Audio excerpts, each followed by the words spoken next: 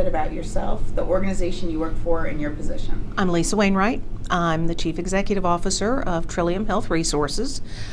Trillium is the largest LMEMCO, local management entity managed care organization. We're an entity of local government, so we love acronyms, and we never seem to get rid of any. We just add them on. So we were a local management entity, and then we became a managed care organization, and we just smushed them all together. But Trillium is the largest LMEMCO in terms of territory and counties served. We serve 24 counties stretching from the Virginia border to the South Carolina line. We were formed from a consolidation effective July 1 of 2015 between what used to be East Carolina Behavioral Health and Coastal Care. East Carolina Behavioral Health started operating the Medicaid waiver in April of 2012, so we were the second LMEMCO in the state to go live. Coastal Care was actually the last LMEMCO in the state to go live. They went live in March of 2013.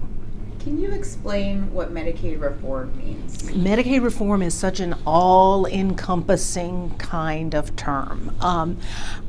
I think to kind of simplify it a little bit, the first phase of Medicaid reform means we're going to be doing on the physical health care side what we have already done on the behavioral health and intellectual and developmental disability side. So the General Assembly is looking for budget predictability, not necessarily cost savings, but to have some assurance that the Medicaid budget is just not going to blow the bank. So budget predictability, sustainability, and some opportunity to do some things differently in terms of how providers interact, how we pay for services, those kinds of things. We did that, as I mentioned earlier. East Carolina Behavioral Health started operating under a managed care waiver effective in April of 2012. So the whole state is now operating as Medicaid reform proposes to operate on the physical health care side. We're already doing that for behavioral health and intellectual and developmental disabilities. So I think although it's a big change for consumers and families in the behavioral health and intellectual and developmental disability system, I think it should be less scary than maybe it might otherwise have been, because you've already been through it. You've done it with your habilitation services or your rehabilitation services. It will be a big change for hospitals and physicians and those kinds of providers, not nearly so big a change for the people with whom we work. How is North Carolina's approach to Medicaid reform going to affect the LMEMCOs? Well, I think there's still a little bit of an open end to that question. The legislation that the General Assembly passed makes it very clear that LMEMCOs stay in place for at least 4 years after capitation, and capitation is the way that payments will be made to the managed care organizations under Medicaid reform. So 4 years after those physical health care managed care organizations come into existence, we have to exist. It's then an open-ended question about what happens. Do we stay around forever? Do we merge into one of the larger insurance companies who will be operating Medicaid managed care plans? We don't know. I think what is important is for us to continue down the path that we're on now, continue to stabilize the system, continue to increase the quality of the services that we manage. And it's my belief, excuse me, that if we're doing everything that we need to do, the people that we're serving and the providers that we're partnering with will like what we do so much that they'll want to continue in that place. I think one of the changes that you'll see is more interaction with physical health care. We have done that quite a bit, but I think you'll see more and new ways of us partnering together with physical health care providers. I hope so. I think that's pretty exciting. The Secretary of the Department of Health and Human Services has indicated that he believes that although we are now down to 8 LMEMCOs, that there should be further consolidation and we should reduce to 4. We'll see how that plays out over time. The goal for all of this, I think, should be to be on a plane where we are continually trying to increase quality and outcomes. What is the best way for people with disabilities to advocate during the Medicaid privatization process for the next few months and also for the next few years? I think this is an outstanding way. I think people just need to stay informed. I do think it's going to be a long process.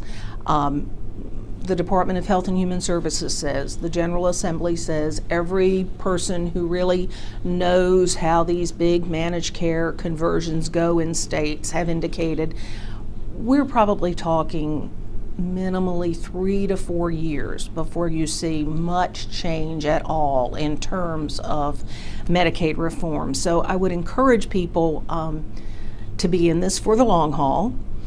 Right now, there's an awful lot of activity going on. I think the stakeholder engagement group doing these videos is a wonderful thing, but we've got to make sure that people keep the level of interest as this long process plays out.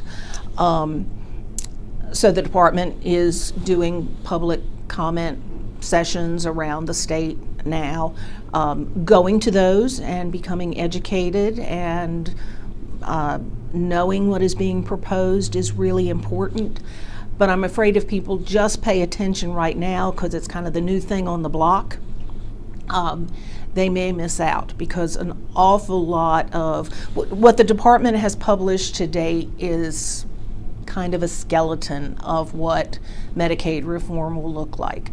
Over the next several years, the flesh will be put on those bones. And so while you can't have this in the forefront of your mind every waking moment of every day, visiting back periodically to figure out how things are progressing through that approval process is really going to be critical. So I encourage consumers and family members, this is not a sprint, this is a marathon, and kind of get yourself geared up to realize you're going to need to stay engaged in this process for some length of time. But I think education is critical,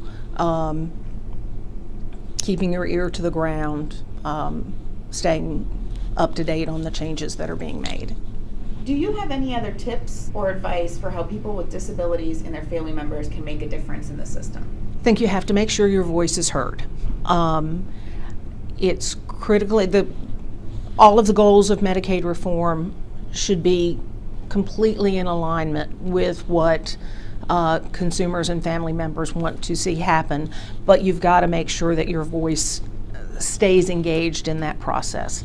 I would encourage people, it's terrific to be a self-advocate, and you know best what's right for you, and you should definitely make sure that your voice gets heard, but also to try and generalize that in terms of what is so important for the system in addition to what is important for you personally. I thought the document that the stakeholder engagement group put out really did a great job of looking at that 40,000 foot system level.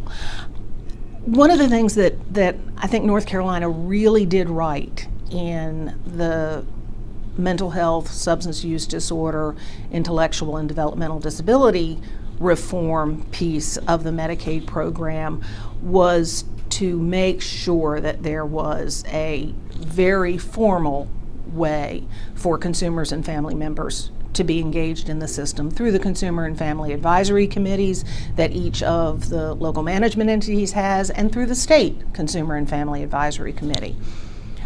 I would encourage family members and advocates to push for that kind of structure on the physical health care side as well. One of the things that I'm very proud about at Trillium is that 25% of our governing board are consumer and family members. I don't say that to say that's the maximum. I think probably that's the minimum. But it's a step that we've taken, and I think making sure both that informal advocacy, but that there are some formal pathways for consumers and families to have influence into the system is really critical.